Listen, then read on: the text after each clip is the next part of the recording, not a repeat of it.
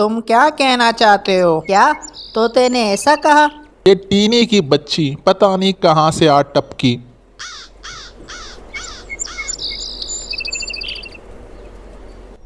बहुत वक्त गुजर गया है, जंगल में कोई अल्लाह गुल्ला नहीं हुआ। आज तो मन कर रहा है कोई बड़ा फसाद हो जंगल में, फिर ही रात को मुझे चैन की नींद आएगी।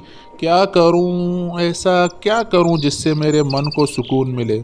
क्यों ना मैं इन परिंदों के दरमियान आपस में लड़ाई करा दूं, कितना मज़ा आएगा। पहले मैं तोते के पास जाता हूं, उसे कबूतर के खिलाफ करता हूं। कौवा ऐसे सोचते हुए तोते के पास चला जाता है। आओ आओ कालू भैया, कैसे आना हुआ? मैं तो ये देखने आया था, क्या सच में तुम भद्दी दिखाई देते हो? तुम्हारी चोंच टेढ़ी है। तुम क्या कहना चाहते हो? मैं तो कुछ नहीं कहना चाहता।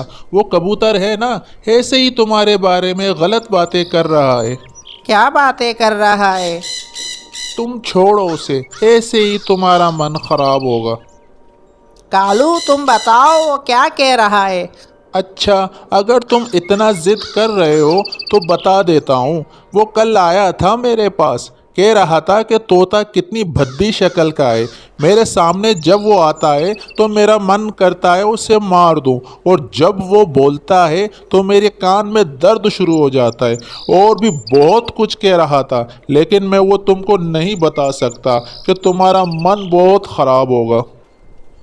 उस कबूतर की इतनी हिम्मत, मेरे बारे में ये सब कहीं? मैं उसे छोड़ूंगा नहीं। नहीं नहीं तोते, मैं तुम्हें उसके पास नहीं जाने दूंगा। उसके चीलों के साथ दोस्ती है, और मैं नहीं चाहता वो चीलों के साथ मिलकर तुम्हें मार दे।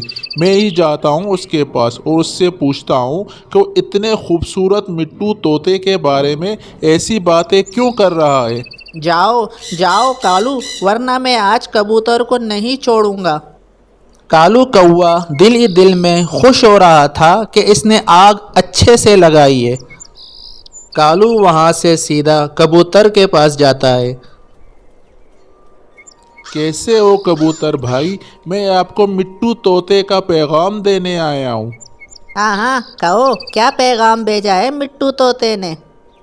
वो कह रहा है कि गंदी शक्ल वाले कबूतर से कह कर आओ कि कभी अपनी शक्ल मुझे ना दिखाए। मैं जब भी इसे देखता हूँ सारी रात मुझे नींद नहीं आती।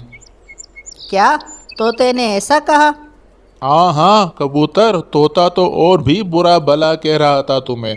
मैं अब तुम्हें क्या क्या बताऊं, लेकिन मैं भी उसे साफ साफ कह दिया है कि अगर उसने अब एक लफ्ज़ भी कहा कबूतर के बारे में तो मैं उसे छोड़ूंगा नहीं।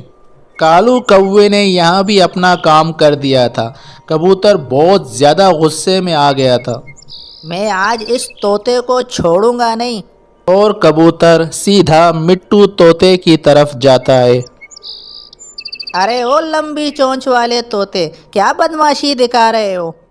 तुम्हारी इतनी हिम्मत, मेरे घर तक ही आ गए। अच्छा हुआ, अब बचकर नहीं जाओगे। कालू कौवा जो थोड़ी दूर एक दरख्त पर बैठा हुआ था, ये सब देखकर बहुत खुश हो रहा था। कबूतर और तोता एक दूसरे के चोंचे मार रहे थे। इन दोनों ने एक दूसरे को बहुत ज़्यादा ज़ख्मी कर दिया था, लेकिन फिर भी लड़ाई ख़त्म ही नहीं कर रहे थे। इन दोनों की लड़ाई का शोर सुनकर टीनी चिड़िया भी वहाँ आ जाती है। ये आप दोनों क्यों लड़ रहे हो? आप दोनों तो बहुत अच्छे दोस्त हो, फिर आज क्या हुआ? टीनी चिड़िया ये दोस्ती के लायक ही नहीं। तुम तो जैसे बड़े लायक हो दोस्ती के। टीनी चिड़िया, क्या मैं भद्दी शक्ल का हूँ?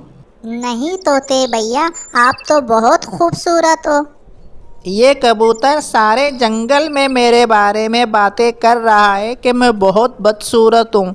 टीनी चिड़िया, मैंने इसके बारे में कोई बात नहीं की, यही मुझे बुरा कह रहा है पूरे जंगल में। तोते भैया, क्या कबूतर ने आपके सामने आपको बुरा कहा?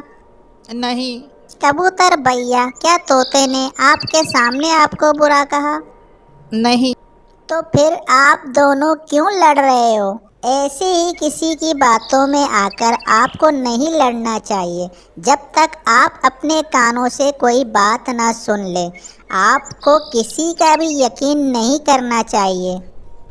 टीनी चिड़िया, तुम बिल्कुल ठीक कह रही हो। हम भी ऐसे ही सोचे समझे बगैर आपस में लड़ रहे हैं और फिर ऐसे ही उनकी लड़ाई ख़त्म हो जाती है।